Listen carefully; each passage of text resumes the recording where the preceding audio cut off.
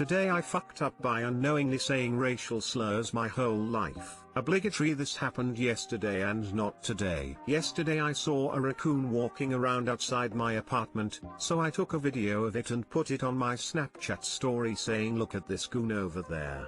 Later in the day, I went to the gym and on the way home, I saw that same raccoon walking around and climbing a tree. I walked up to about 5 feet away from it and starting talking to it. Hey little coon, how's it going? I hope you're not one of those bad coons that's gonna bite me, or that you're a rabid coon. That would suck.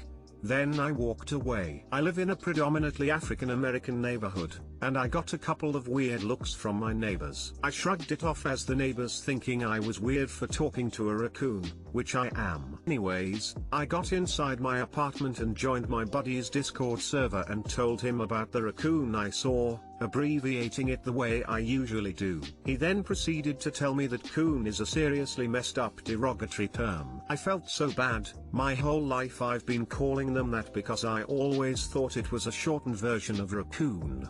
I literally yelled out in my apartment, I'm sorry everyone. I'm not racist. Either way, I feel horrible. Too long didn't read. I learned that you can't abbreviate raccoon because it's a racial slur. At work, one of our suppliers, an Indian woman, sometimes brings in lots of Indian food for the whole office right before Christmas, as a sort of year-end/holiday thank you treat/feast. One year she brought in this dessert, sweet balls that I believe are called gulab jamun, and these ones in particular were very yellow. Enjoyed them, and for whatever reason thought they were like the pellets that Pac-Man eats, so I said, I love this Pac-Man food. One of my co-workers gasped, thinking that Pac-Man is some kind of racist term for someone from Pakistan. Thankfully she was probably the only one who heard and I was able to recognize and explain the confusion immediately. Edit, maybe it wasn't gulab jamun. I know she's brought that in before, but that particular time it could have been laddu, as iridium __ suggested below. This story is from close to 15 years ago. Pretty sure it was 2005 as that co-worker was really a temp that was only there that year, so apologies if I got these Indian desserts mixed up. It was yellow and sweet and I thought of Pac-Man, which is really the point.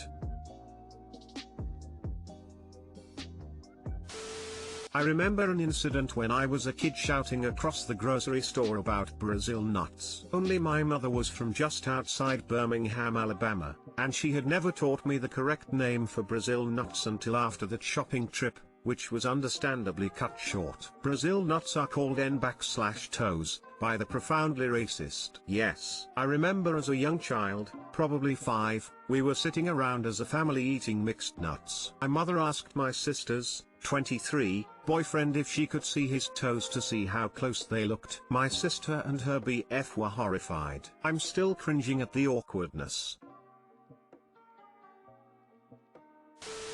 Or maybe you're getting weird looks because you're talking to raccoons? It's all about context, bud. Don't sweat it. I was suspended in 2nd grade for calling Brazil nuts toes. Had no idea what that meant. When I asked, she'd always say dirty monkeys. Thanks racist grandma, who always had a bowl of toes sitting on the table.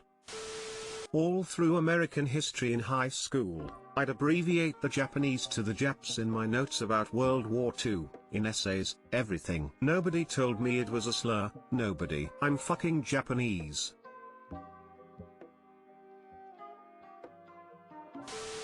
Today I fucked up by asking a waitress for her panties, G-string. Disclaimer, this happened 4 years ago when I just moved to the Netherlands. I come from South Africa and my native language, Afrikaans, is very similar to Dutch. We have a lot of similar words, but sometimes the same word that looks, sounds and is spelt the same, means something totally different. So the first few months I lived in the Netherlands, I picked up some Dutch and eagerly showed it off wherever I could. One afternoon I decided to go treat myself with a nice meal at a local Dutch restaurant. A very pretty, blue-eyed, blonde Dutch girl was my waitress. I tried speaking Dutch to her throughout the meal and everything seemed to be going quite well. At the end of the meal she came to me and asked if there is anything else she could do for me. And this is where the story takes a bit of a wrong turn. Now I need to just pause here and refer back to my earlier statement about words meaning different things. Well, in South Africa, if you want the bill you ask, may I have the slip please? Magget die slip cry asseblief. Slip obviously refers to the bill. And we use it in all our 11 languages. So back to the restaurant. So in Dutch, I confidently respond to her and say Magget de slip op, may I have the slip please? She looks quite perplexed and caught a bit off guard and asks again what I wanted. I repeated myself, this time widening my eyes, trying to smile a bit and placed more emphasis on each word, as to pronounce it clearly. Magda, slip up, may I have the slip please? Really uncomfortable, she switches over to English and tells me to speak English and tell her what I wanted. So I told her I needed the bill so I can pay and leave. She then burst out in an uncontrollable laughter and asked me if I knew what I had asked her. Apparently slip in Dutch means G-string, panty. So apparently she thought the foreigner wanted to take more than just the doggy back home with him to enjoy later. Never felt so embarrassed in my life. I paid my bill, gave her a huge tip, and never went back to the restaurant again. Too long didn't read. Today I fucked up by going to a restaurant, attempting to impress the Dutch waitress with my Dutch ability, and inadvertently asking for her panties when I asked for the bill. This is a really understandable and cute TIFU. Had you left in a huff because she didn't understand you, or had she been irrevocably offended, it would be different. Think this is simply a matter of an understandable mistake. Glad you and she came to the right conclusions and it's something you can laugh about. I guarantee she's telling this story to her friends as well. I bet you did give her a huge tip. Oh no, I don't want this shitty pun to be one of my highest comment. Oh well. Haha, hopefully pun. Not intended. Dutchy here, funny indeed. But the word slip is pretty old-fashioned, and refers more to grandma's style underwear than a G-string smile. I was wondering if it was related to the English slip, which is a knee-length skirt worn under your dress or good skirt, and is decorated like underwear. Gave her a huge tip, you dog. Oh, but it's actually a charming story! Exclamation mark. Still felt super embarrassed as her manager also came over to see what the composition was all about. But it's quite funny now looking back at it. Smile, my Afrikaans has brought many memorable moments like these into my life whilst living here. Today I fucked up by trying a new sex position with my BF and ending up in the hospital. Okay, so this didn't happen today, but 3 days ago. I've been laid up in a hospital bed since then, so give me a break and just read the damn thing. Wednesday night the BF and I were kid-free for the evening and decided to go out on a quick date. Ended up having a blast at our local joint, then came home and did the deed. Wanting to spice things up a bit, we tried a new position. Don't get too excited, it wasn't anything acrobatic, just different for us. I jokingly said afterward that I needed some Advil after cause I doubted I could walk afterwards. Ha ha ha. I would live to regret that joke. My pelvic area began to ache about 10 minutes afterwards. I said to him I'll be right back.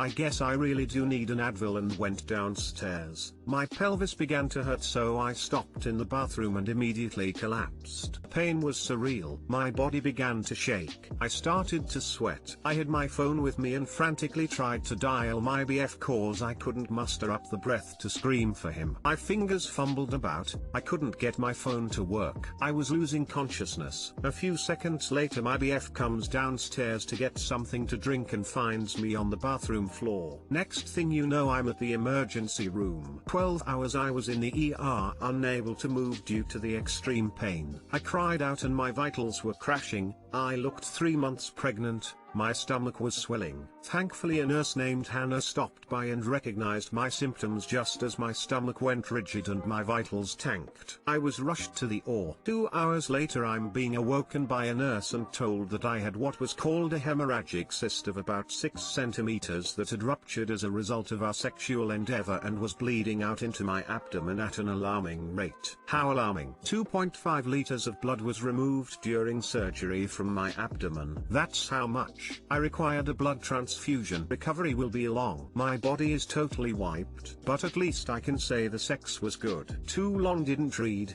had sex and ended up almost dying due to internal bleeding from a ruptured cyst. Better now. Edit, apparently the position is called the mating press. And for the assholes who keep messaging me that I'm a damn liar, here's some photos from the ER visit. Do you want my discharge papers too? Jesus.